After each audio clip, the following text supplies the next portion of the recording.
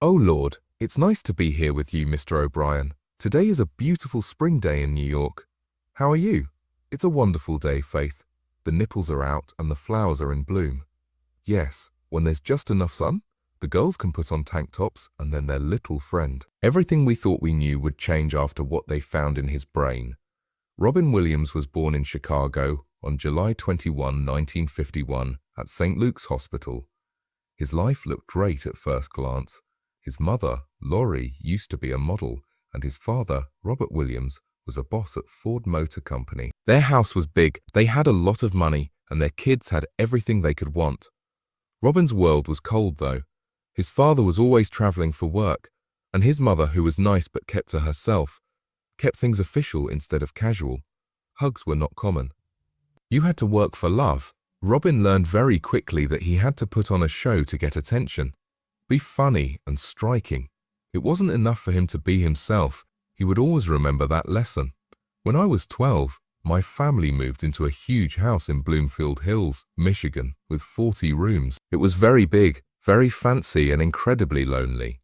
Robin was left alone with only the staff for hours or even days while his father was at work and his mother was at social events. But he didn't put it down and mope around. He gave the room noise to fill it. He would talk to his friends in his head. In front of the mirror, you can make up characters, imitate family members, and make up whole worlds.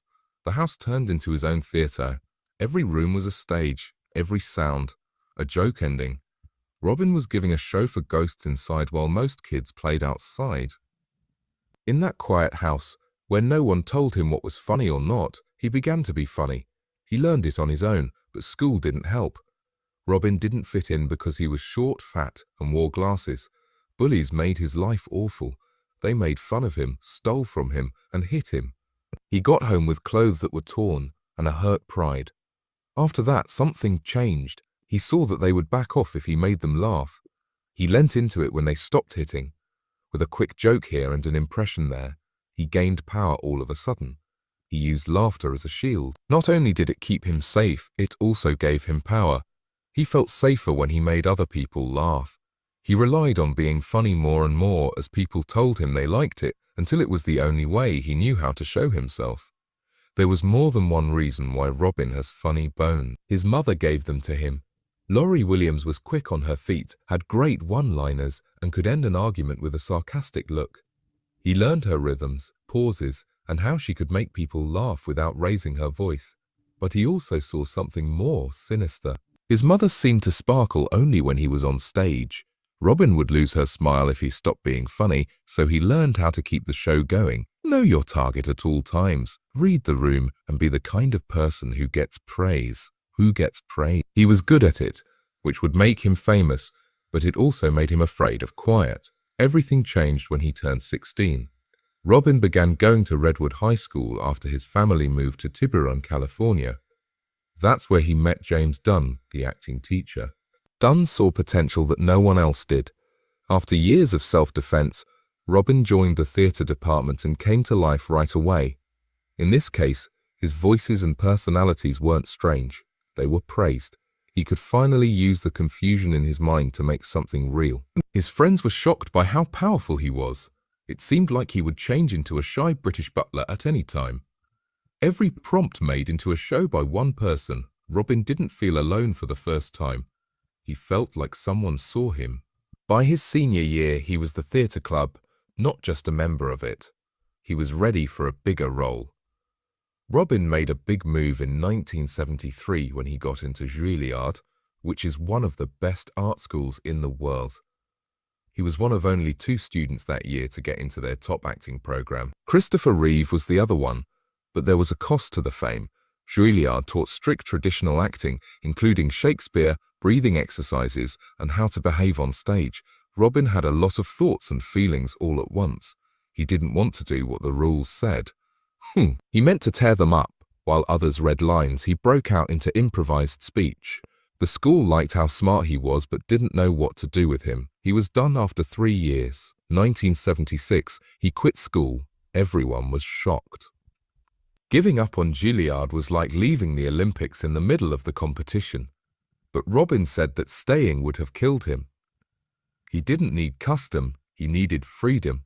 He got into stand-up comedy as soon as he got back to California. He first did shows at San Francisco's Holy City Zoo and then at Los Angeles's Comedy Store. His style was very strong. He wasn't just funny, he was funny. He was a Russian taxi driver for a moment. The next was an alien who liked disco. It was like seeing 10 people stuck in one body move so quickly. People in the audience didn't just laugh. They leant forward and paid close attention. Mark Twain and other comedians paid attention. Pryor even helped them out. Robin wasn't just good, he was crazy. People were laughing so hard that their faces hurt when they left his shows. What other people couldn't do in an hour, he could do in 10 minutes. He went to Los Angeles in 1977.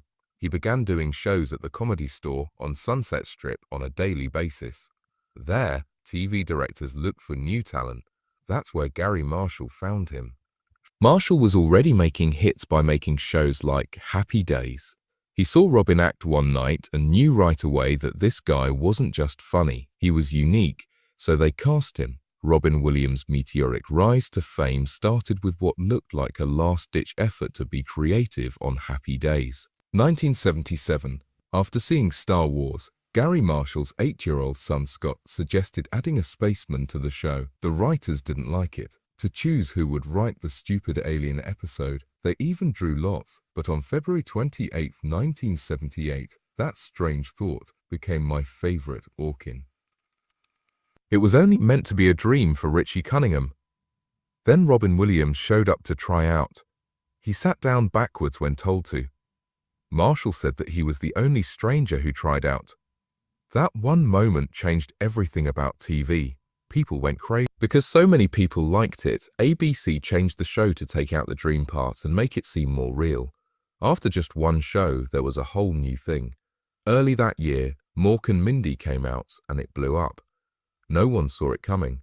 When Mork and Mindy first aired on September 14, 1978, it was a huge hit across the country. Every week in the first season alone, 60 million people watched it. It was the third most watched show in the US after Happy Days. Robin Williams became a star right away. For only $15,000 an episode, he was a great deal, especially since he was a comic storm all by himself. In March 1979, his face was on the cover of Time. Kids had Mork t-shirts, lunchboxes, coloring books, toys, and more was everywhere. It was funny, but the writers were really just trying to stay alive. A lot of people thought Robin made up his lines on the spot. The writers were very angry about that lie. One of them joked, "We're writing Robin's ad-libs until 4 in the morning." They worked really hard. I had to work from 10 in the morning until 4 in the evening just to keep up with him. Some people used drugs. Some people, like David Miss, lived off of sugar. Robin didn't just wing it. After reading it once, he knew the whole thing by heart. In fact, he went crazy during practice, but when the cameras came out, he killed every line. His chaos was exact. He was too good for Hollywood to ignore. Williams got his first big movie part in 1980 in Popeye. The budget for it was $20 million, and it was shot in Malta, where a whole village was built that is still there for tourists to see. The movie made almost $50 million, but reviewers didn't like it at all. Williams made fun of how hard the shoot was by calling the set Stalin Altman. Still, it showed that he could carry a movie. He was a star even when the writing or direction didn't work for him. Even though Popeye wasn't a big hit, it led to the parts that made his career: Mrs. Doubtfire, Good Will Hunting, and The Dead Poet Club. Even though his business was taking off, he was dealing with a darker issue. Williams was using a gram of cocaine every 2 days during the time she was on Mork and Mindy. Even when he told a doctor about it in 1991, the doctor didn't believe him because drug use was so common in Hollywood at the time. But friends saw how bad it was. Comic Mike Binder remembers a time in the early 1980s when Robin looked in his pocket and saw a gram. When I asked for a hit, he went to the bathroom and came back with an empty vial. It took him a while. Others remembered seeing him beg before shows. "Do you have any blow? I need it to keep going." Coke didn't get him hyped up like it does for most people, though. It made him feel better. "Cocaine makes most people very energized," said, "I moved more slowly." For him, cocaine was a place to hide. The shock changed everything. John Belushi died on March 5, 1982, from taking too much speedball. He and Robin had hung out at the Chateau Marmont the night before. When Belushi played guitar while high on Quaaludes, he looked tired. Robin told his wife that he was seeing this woman when he got home. She was tough and scary. Kathy Smith was the woman who would give Belushi the poison that killed him. The next day, Robin learned. What? Aladdin, Good Will Hunting, Patch Adams, and Mrs. Doubtfire were all talked about. They were more than movies. They helped people stay alive. He worked too much, but it kept him clean. He found another way to have fun. Cycling. He said that riding a bike had saved his life. He didn't hide behind drugs. Instead, he rode his bike to calm down. But that level of focus came with stress. People thought Robin would be on, all the time. He said in an interview that you should only be sad in private. Life like that will catch up with anyone. It wasn't until 1987 that everyone saw what he was really powerful. In Good Morning Vietnam that year, he played a military radio DJ. It wasn't just noise and jokes. He made you laugh really hard, and then the pain of war hit you like a punch in the gut. His radio rants were mostly made up on the spot. The boss just let him go. As a result, a movie that made $123.09 million around the world with only $13 million in costs. He was also nominated for an Oscar for the first time in his big-screen career. He went even further after 2 years. He played Mr. Keating in Dead Poets Society, an English teacher who did more than just teach poems. He made it important. Whispering carpe diem and quoting Whitman and Thoreau while standing on tables. It wasn't stand-up Robin, it was something else. He learned for weeks how real teachers do their jobs. The movie made $235.09 million and earned him his second Oscar nod. It was based on more than 200 lines of poetry. He became a symbol for teachers, artists, and anyone who ever wanted to break free. Then 1992 came along. His voice shocked everyone, even though he wasn't on TV. As the genie in Aladdin, he taped 30 hours of crazy creativity, impressions, improvisations, and energy that no animator could have seen coming. It made more than $504.01 million and changed animation for good. Studios wanted stars after that, not just words, and they wanted to be in charge of the movies. Williams was very angry. He decided to play the part for only $75,000, which is a lot less than his normal fee, but there was one catch. He couldn't do a lot of sales. That promise was broken by Disney. The genie made them more than $1 billion by 1995, making it one of their biggest hits.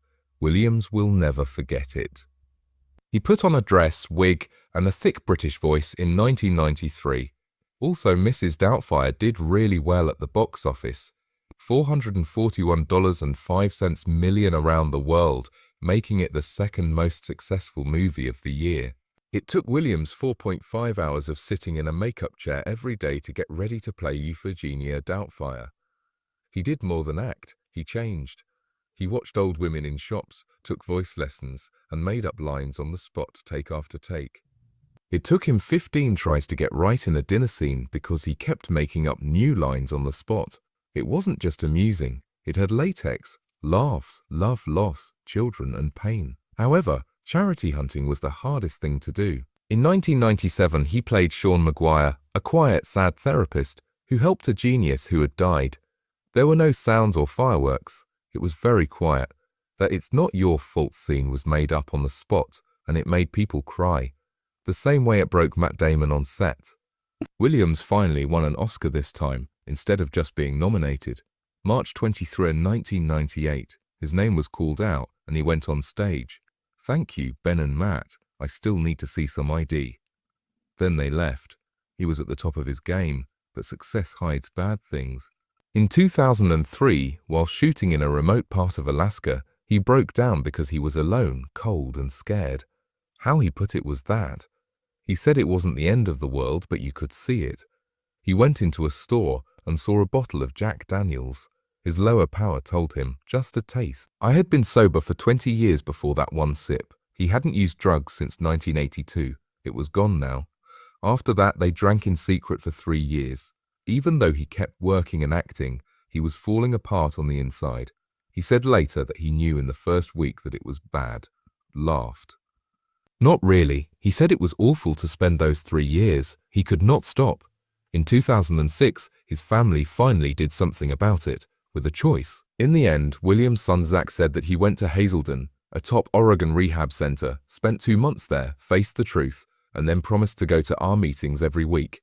He said that his first recovery in the 1980s wasn't full. He told me that the one thing I hadn't taken care of was...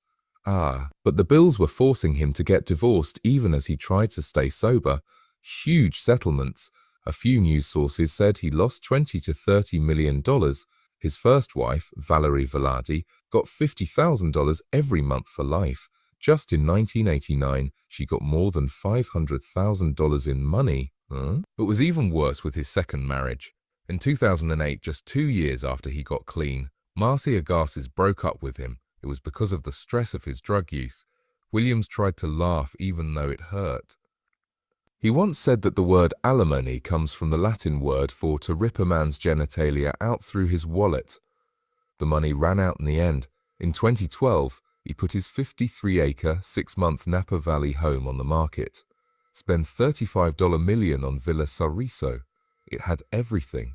It was a library, a theater, an art gallery, and a wine cellar, but it had to go. I can't pay for it anymore.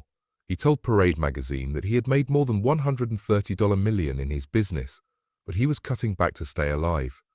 He was still very funny. But Robin Williams almost died in March 2009. He was 57 years old and on his Weapons of Self-Destruction comedy tour when he started to feel short of breath. It wasn't just being tired.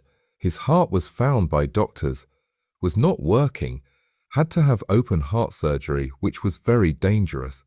He had surgery to replace his aortic valve, but they also fixed his mitral valve and tried to fix his heartbeat that wasn't beating normally. To protect his brain, they had to stop his heart, put him to sleep, and even chill him. It was really that bad. 2 years before, his brother had died after a similar surgery. He kept that fear with him. The surgery worked, but there were scars that no one could see. A lot of people who have these surgeries end up depressed or even with PTSD. Some people lose their memories or have changes in how they think. Since they were hurt under anesthesia or had small blood clots in their head, he lived, but Williams was never the same after that.